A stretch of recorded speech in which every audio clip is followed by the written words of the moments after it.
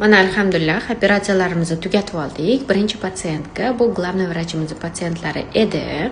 Chunki отпусклariga to'g'ri kelib qoldi. Shuning uchun funksiya manga qolgan, manga tashab ketganlar. Alhamdulillah 8 ta клеткаga шли и получили 8 клеток, хороших, зрелых клеток. Вот, xudo xolasa embriologlarimiz 5 kun davomida kuzatishadi. Delение kletak qanaqa tarzda bo'ladi, yaxshi kачестводagi blastocistani 5-kuniga перенос qilib ulgurishim kerak, chunki 14-aprel kuni главный vrach отпускdan chiqadi, men esa отпускка ketaman. И если даже ochiq qanaqadir protokollar bo'lsa, bir-birimizga har doim tashab ketamiz. Men с уверенностью могу оставить, что men patsientlarimda hammasi yaxshi bo'ladi, и ular ham xuddi shunaqa.